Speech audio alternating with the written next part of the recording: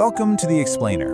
Today, we're diving straight into what is arguably the deepest, most profound, and frankly, the most challenging teaching in the entire Christian faith. I mean, it's a concept that goes against literally every single human instinct we've got. So, take a deep breath, settle in, because we're unpacking a teaching that has the power to absolutely revolutionize how you process pain, healing, and relationships. Think about this for a second. What if the hardest teaching is actually the most powerful? Just let that sink in. This whole concept we're talking about today, it completely confronts our pride. It challenges our pain, our anger, and just about everything human nature screams at us to protect. It's basically asking us to do the downright unthinkable when we've been wrong. And it comes down to just 4 words. Love your enemies. Crazy, right? These words, straight from Jesus in the Sermon on the Mount, feel almost impossible. Like, how are we supposed to love someone who's inflicted deep pain on us? How can forgiveness even exist in the exact same room as a massive betrayal? Jesus wasn't throwing out some easy, feel-good bumper sticker advice here. No way. He was calling for a completely radical, earth-shattering way to live. Now, to really grasp this, we've got to jump back to the ancient reality. This wasn't spoken into some peaceful, perfectly safe vacuum. Jesus was talking to people dealing with severe, everyday dangers. We're talking brutal Roman occupation, systemic injustice, constant betrayals, and deep, deep personal wounds. Back then, loving your family? Sure. Loving your neighbor? Got it. But loving an enemy in that kind of volatile environment? That sounded insane. It sounded genuinely dangerous. Section 1. Redefining the command. What love is not. Okay, let's dive into this. Because right off the bat, we need to clear something up. When we look at what love is not versus what love is, it's absolutely crucial to realize Jesus wasn't telling people to pretend evil is somehow good. True love is not about giving a thumbs up to toxic behavior.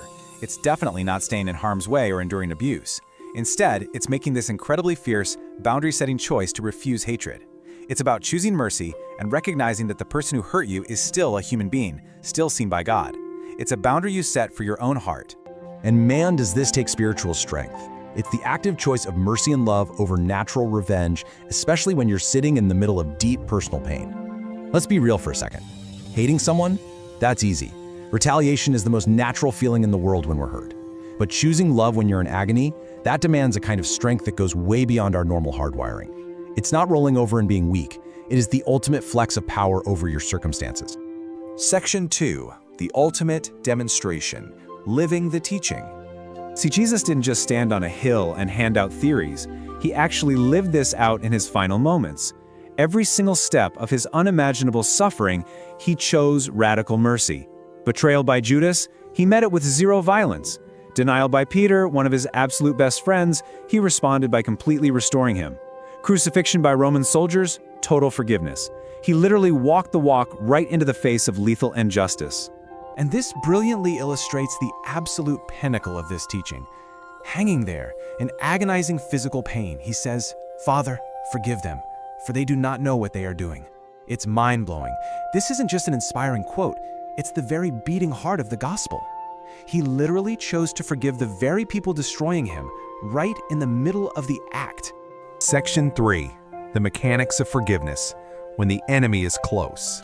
Now, you might be thinking, what about my reality? Well, remember this. Forgiveness does not erase memory, and love does not remove consequences. This is so important. Sometimes our enemy isn't a random soldier from history. Sometimes it's a family member, an ex-best friend, a spouse whose actions left deep, permanent scars. When the betrayal is that close to home, this teaching feels a million times harder. But practicing this doesn't mean you toss out wisdom, truth, or healthy boundaries. It just means finding a way to exist without letting bitterness completely eat you alive. So how do we actually do this? Well, the process of loving an enemy often looks like this. Step 1. Pray from a distance, because sometimes when trust is shattered, distance is the only safe boundary you've got. Step 2. Refuse bitterness. You have to consciously decide, I am not letting hate be the boss of me. And step 3. Let go for your own freedom. Look, I'll be honest, this is a messy process. It's almost never a one-and-done instant fix. It's a grueling decision you might have to wake up and make every single day. Section 4. The power of prayer changing the heart. Now, what's really interesting about this concept is, Why exactly did Jesus command us to pray for the people making our lives miserable? First, because it actually softens our anger. Second, it hollows out a space inside of us for real healing. And third, it's a powerful reminder that justice ultimately belongs to God.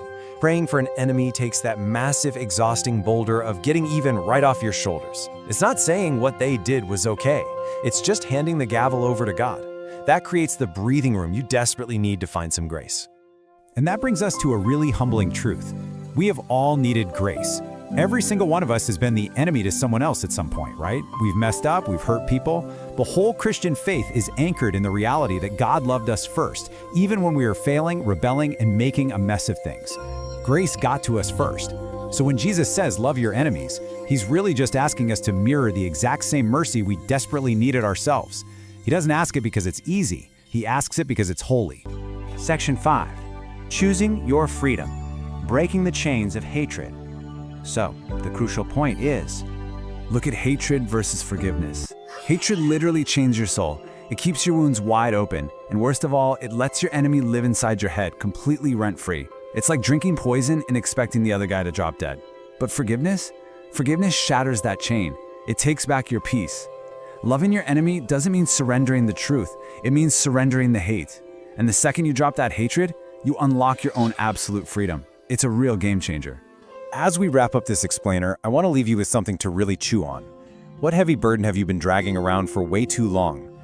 Who is the very first person that pops into your head when you hear the word enemy? What old pain is still echoing inside of you? The invitation today is not to excuse what they did to you. It's not to pretend it didn't happen. It's an invitation to just release it, to choose peace over poison. Because at the end of the day, extending radical mercy isn't just a gift you hand to someone else. It is exactly how God heals you. So what's it going to take for you to choose your freedom today? Thanks so much for joining me for this explainer. May peace be with you.